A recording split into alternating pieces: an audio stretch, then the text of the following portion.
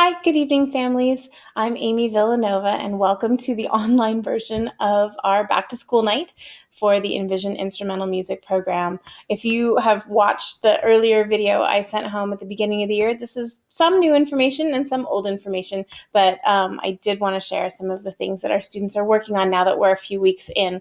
I will say that they have jumped in with great spirit, and I'm so excited and encouraged by the things that we're able to do so far.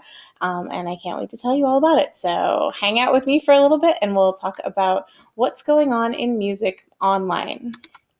So again, I'm Amy Villanova, and I teach wind ensemble, orchestra, chamber orchestra, and jazz band. We have Nate Jarrell, who also is our conservatory teacher, as well as our digital music classes rock band, and he spends a great bit of time with us in jazz band helping us out. We also have Mr. Johnson, who many of you know from Pacific Trails, and he works with our symphonic band.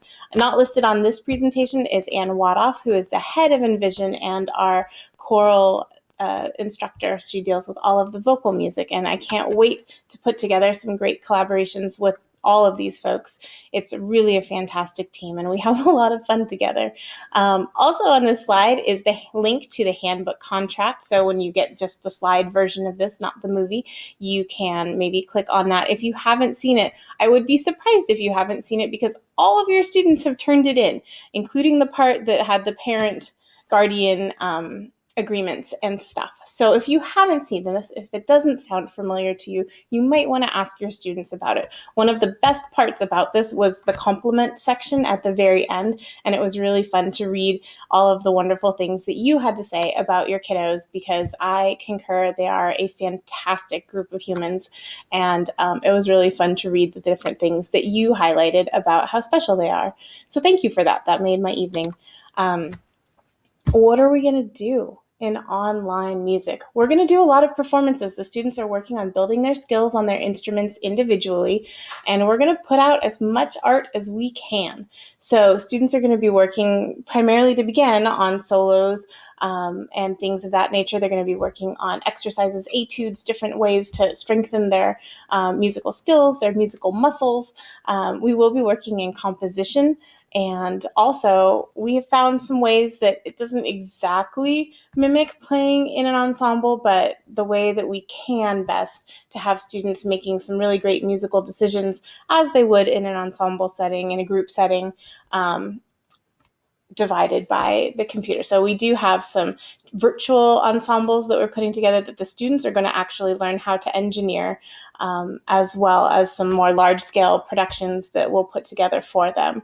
We have lots of really great software tools. The students have in the last week or so been getting used to Soundtrap, and I'll show you a little bit about that in just a second. They also do quick videos via Flipgrid, and they will be getting access very soon, we hope, to Smart Music, which is a huge library of music literature, and it's another great way for them to have an accompaniment track and just somebody else to play with. And I think I said this in the other video, but just another teacher in the room. So it just helps with the motivation of like, oh, I'm sitting here, I'm playing by myself. Here are great ways to interact, because as a musician, that's one of, I think, the most fun parts of what we do is being able to interact with others. And so they have that option.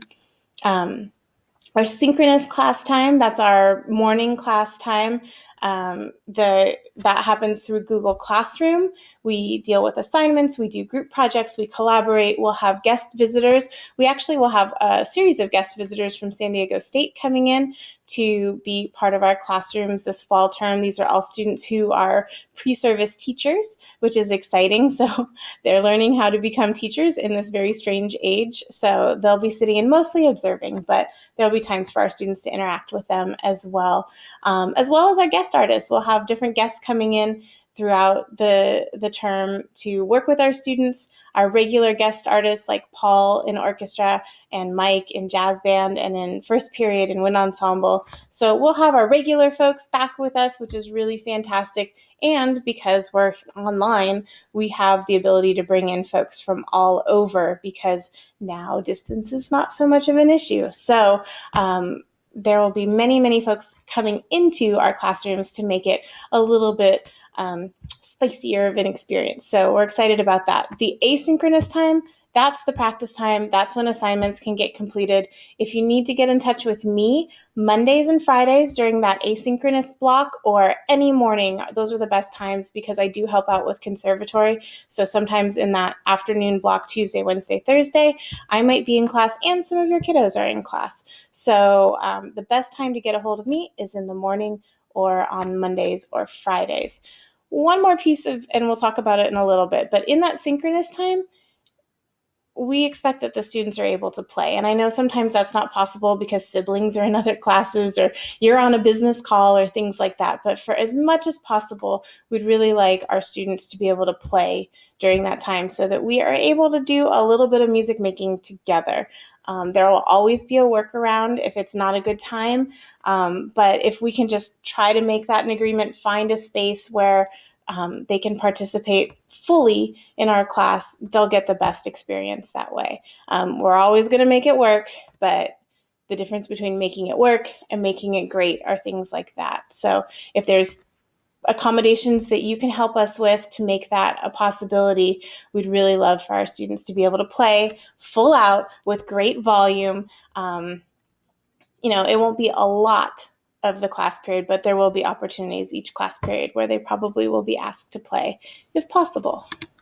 I did want to show you, and this is where I hope my technology works, but I did want to show you some of the neat things that we're doing. I put the logos of two of our programs. Smart Music was something that we used a little bit last year. It was more of just a resource for students to try if they would like. And then this Sound Trap is sort of our answer to ensemble playing. I'll show you an example of how jazz band's using it. They are, let's see if I can do this. I will open up my Sound Trap file, and they're using it as a backing track and play along as they work on a new piece of music. So we're loading in the backing track, and then the students would add their track to this. And as this first track is playing, they can hear that and then play in with it so that they're playing in a jazz combo just in their own room. And so that's a great way of doing that. Students will actually eventually be creating their own backing tracks and learning how to do that. So they're going to create the whole process, but it's a great way right now for the students to be able to interact and to work on in jazz, to work on their soloing because they have the backgrounds right there. So to sort of recreate that practice room experience where they're working with their jazz combo. Our classical musicians, our band students, and our orchestra students are working on learning their recording techniques so that they can record in a solo track right now. And after our solo track, they're going to work on playing a duet against themselves, which takes a lot of really thoughtful musical skills. They need to make sure that they're playing in time. They need to make sure that they're playing in tune. All of the musical decisions that they do to shape their phrases, they need to be able to replicate in the second track so that that voice shapes their phrases in the same way. So there's a lot of ways that even if we're not together, we have options and we have the ability to play together. And we're doing this so slowly. We're doing like building step by step because I know this is a lot of new technology to take in. So for the students who are ready to fly, I get it. And we're going to be flying pretty soon. And for the students who are a little bit overwhelmed with all of the new things, we're pacing it at a way that we can build little bit by little bit. So it's going to be really impressive what these students are able to do at the end of this experience because it's a way of thinking about music and it's a way about teaching music and learning music and engaging in it that's very different from years past. And so I'm thankful that we have that opportunity. And so this is our lemonade out of lemons moment, but I think for both our jazz and electronic music classes that live more in this world and also our classical musicians, we have a great opportunity to really engage in music in a thoughtful way. So all hope is not lost. Online music is different and it's super awkward, but I think we're going to thrive through it. So that is the plan. So those are some of the platforms that we're going to be using. Smart Music is another practicing tool. It's got stuff for our jazz musicians, but mostly also just technique builders. And it's got a great wealth of library for our students, all sorts of method books and practice books. And it also will assess you as far as, did you stay at a tempo? Are you playing in tune? Did you play with the correct articulations and bowings? And so it has an assessment tool built in. So it's just like an extra reminder, an extra teacher to say, hey, this is what you did, you can do better, try it again, or hey, that was great, which I always love to hear myself. So things that would be helpful for your students. You can absolutely participate in these classes with a Chromebook and your instrument. We passed out instruments the other day, so hopefully everybody has a working instrument and they're ready to go that way. Our piano players and jazz band, Nate, is going to help arrange to take some of the MIDI keyboards home from the computer lab, and that might help you as well, especially dealing with the software. Helpful tools.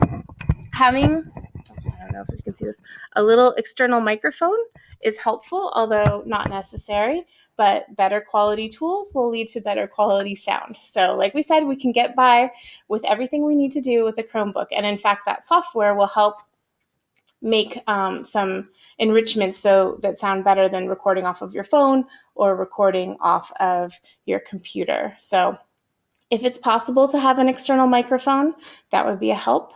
If you have a music stand or a laptop tripod, something to elevate your music so that students aren't sitting like crisscross on their bed looking at their music, having a chair that supports good posture. These are all things because we want our students to be playing with the biggest, most full characteristic sound. We don't want them hiding in a closet trying not to make noise. They have to be able to play with proper tone, or they're going to really embed bad habits for the future, and we don't want that. So please try to find, like the dining room chair or a different way to do that. The portable music stands are like $15, $20, and they're a really great tool. This is the first time I've said this, but having access to your smartphone is really helpful in our class, or a second screen. My setup, I have my computer here and I have a separate screen so that I can move between my meeting and the notes and the documents that we're using in the meeting. It's really helpful. Sometimes having a phone is really helpful with the Google Classroom app. So if something happens to your computer, you can switch over and you can see things, or you can see the documents from your phone and participate with your class. So having a second screen is really helpful. Having access to a printer is really helpful so that you can get away from screens for a little bit, because it's a lot after a while. So that way you can print out your music, go somewhere else, and enjoy not staring at the light coming at you from your screen. Tips for playing during class: be a good neighbor to your family. We know that it's tricky and we know it's extra complicated right now. So if there are ways to negotiate practice times that work for everybody, that would be the best thing to do. Brass players can absolutely play with mutes during class. That's no problem. But like I said, you do want to be able to play with full breath support, full tone production, so that you're not ingraining any kind of bad habits. And then be really open with me about situations like if it's not possible during class, I do generally build in an alternate activity for students who can't play now. It just means that they'll have to make up the time later. And so you can read more about this during the slide, but really we're working in small groups a lot, and our musical family the communication is really key. And so it's so great when students leave their screens on, their cameras on, so that we can see each other, because in this digital communication realm, it's really tricky to have that same connection without being able to see everybody. And so we really ask that as musicians, we communicate visually so much, and that communication builds our family community. And so if we can keep that going with our cameras on, that really helps. And it's super awkward. We know it's awkward, but our students are doing such a great job with it. It's pretty fantastic, and I'm really encouraged. Like I said, we'll have our teaching artists with us, and also we'll have a bunch of visitors. And so for those reasons, we always want to make sure that we're acting as professional as possible, which includes professional dress. And like we say to our students, check your six, make sure that whatever you're showing behind you is things that you want to show. We want to make sure that we don't know about your room housekeeping habits or laundry situation or anything else that you don't want to necessarily show us. So we always say, like, hey, just look around, make sure everything's publicly appropriate. It's really great if students, even if you're taking class from your bed, to just, sit up, participate. You can't be a passive participant in our classes. And so those are some tips for that. This is our grading system. You guys signed off on this with the handbook contract. Classwork is 50% of the grade. The asynchronous performance tasks, that's the stuff that they do to practice. Most of our assignments fall into that category because they're completed outside of our class time to allow for whatever playing situations they have. And then occasionally we will have playing tests and things like that as well. Just like with all of our tests, if students aren't happy with their test grade, they can always retest and demonstrate mastery, raise their grade.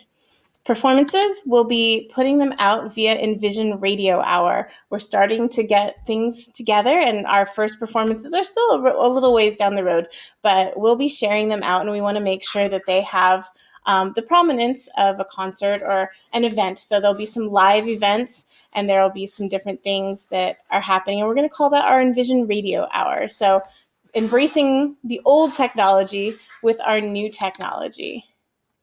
What happens after distance learning? Well, our B plans have B plans. We don't know exactly what will happen, when we'll be going back yet, or what it'll look like in terms of the health ordinances that we need to follow. But we have a plan for every eventuality. I can tell you that the All Southern groups, the honor groups, are going forward with a springtime plan, and it's the same material and the same audition process, only online. It'll be pushed back a couple of months just so that we can prepare for a spring event, whether it's in person or whether it's online, I guess, is to be determined based on what the state of our world situation is in the spring. I can tell you that All State has just released their information, and they're putting together a regular audition at the regular time due December 1st. And then their event is going to be online in February. So their planning will take place in January as far as preparation for that. So those materials, those auditions are still in process. So if your students are working on that, that's great. And they will have wonderful ways to exhibit their work via the All Southern and All State honor groups. How can you help? The very first thing is to be encouraging of your kiddos. It's super awkward, like I said, so we're just embracing it, and we're all going to be weird together. So if there's a place where they can play and a household schedule that works for everybody and every type of scenario, that would be really great. And obviously, if their instrument works and they have a reliable computer and connection, those are the things that your student really needs. If anybody's really struggling with any of these things, there's a link in the document to district provided resources, including some social and emotional health, as well as technology help and things like that. So when you look through the slide deck, you'll be able to click on that link there. And then the other part is to consider supporting our foundation. The district is providing us with some of our software and some of the things that we need, but to completely pivot in this way, our needs are great. And so if you can help support the foundation, again, the slide deck will have a workable link to the foundation. At the beginning of the year, on all of your welcome packets, there was a letter from the foundation talking about our ask for instrumental music, and that will go to things like some of the software we're going to be using, some of the materials that we're going to be using, bringing back our guest artists who, especially in this time when their own performances are not able to be happening, we're one of their regular employers, and so it's really important that we take care of them as well. But if you can help us, we can do the very, very best job. And so those would be the different ways. So supporting your student, if you need extra support, there is a link for that. And then also that financial support is really critical. So we're really diving right in. This isn't a passive experience. Music never is. But here in the online environment, it's extra important that students really just jump right in. And we're going to be really careful about how we roll everything out. So we're trying to do it very strategically, very, bit by bit. But the students who really go all in will get the very best experience. I just so appreciate their sense of humor, their way that they help me and each other when people are having technology issues. And it's been a great adventure so far. And for as long as we're doing things this way, it will continue to do so. and it's really great working with your students. And I'm so thankful to have that opportunity. Again, if you need to get in touch with me, the best way is over email right now. Students can send a message through Google Classroom as well. But I'm just an email away, I guess, at this moment. And so thank you for hanging in there for this presentation. If you have any questions at all, don't hesitate to contact me. I'd love to hear from you. I miss you. It's really great to have this way to talk to you. And I hope that you have a fantastic and safe fall. Thanks very much.